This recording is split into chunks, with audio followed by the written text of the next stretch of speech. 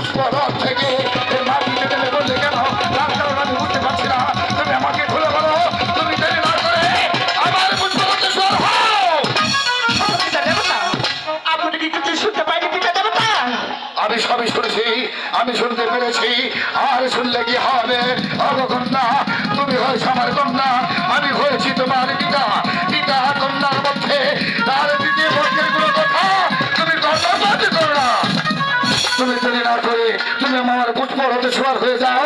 আমি তোমাকে নিয়ে পঞ্চপুর চলে যাবো। তারা পিতা দেবতা, আমি যেতে পারি, কিন্তু আমার একটু সত্য আছে। কন্যা, হঠাৎ তুমি আমার সত্যতা থেকে তুমি আমার পঞ্চপুরে যেতে চাও, তাহলে বলো কন্যা, তোমার সত্য আমি শুনবো। তুমি বলো কি বলতে চাও?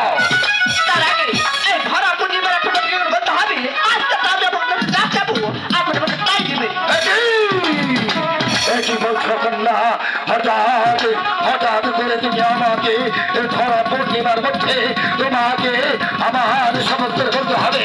তুমি আমার কাছে যা চাইবে তাই দিতে হবে। ঠিক আছে কন্যা, আমি তোমাকে কথা দিচ্ছি, তুমি যা চাইবে আমি।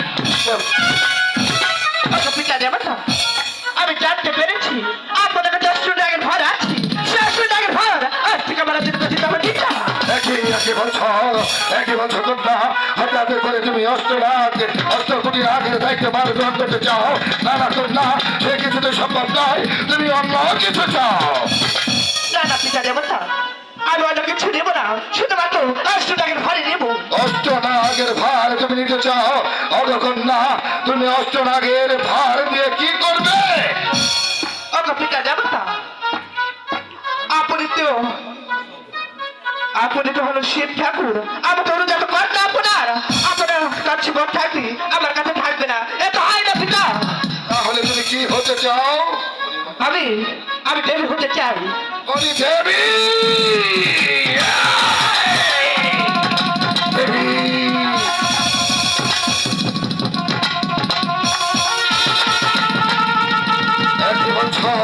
একই বলছো কন্যা, তুমি আজ আমার কাছে এই অষ্টকোটি নাগের দায়িত্ব ভার গ্রহণ করতে চাও।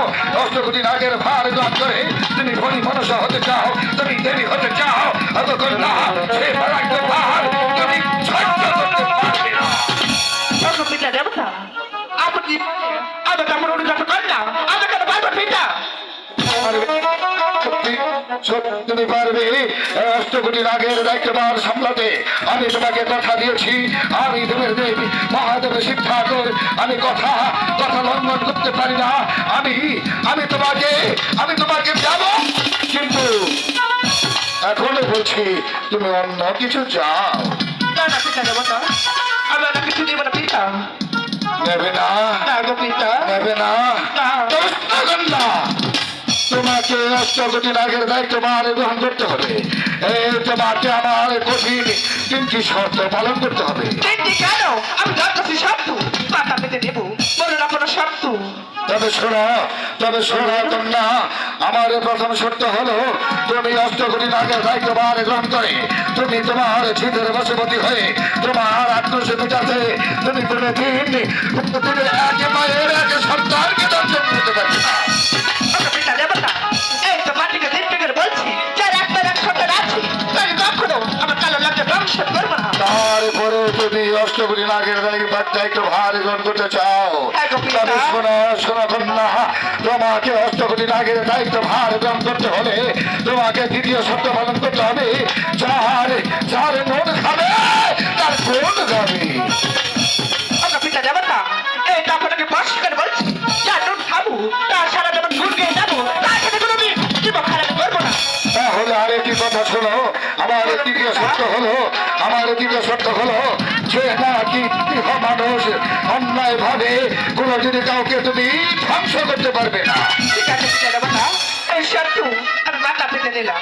ঠিক আছে কন্যা, তুমি যখন আমার 3টি শর্ত মেনে নিয়েছ, আমি যখন তোমাকে ভালো পূর্ণিমার মধ্যে কথা দিয়েছি, তাহলে তোমাকে অষ্টবলী নাই তোমার দিতে চাই, তাহলে তুমি অপেক্ষা করো, তুমি আসন বেঁধে বসো। তবে আমার আরেকটি কথা বলে যাই, বলুন। আরো কিছু কথা আছে তোমার ফণি মনসা হতে গেলে, আরো কিছু কথা আছে তোমার দেবীত্ব লাভ করতে গেলে, আর সেই দেবীত্ব লাভ করতে গেলে ফণি মনসা হতে গেলে তোমাকে আরেকটি কথা আমি বলে যাব, কিন্তু যাবার সময় বলে যাব। ঠিক আছে পিতা দেবতা, এই তো আমি বাচ্চার আসলে বসে যাচ্ছি।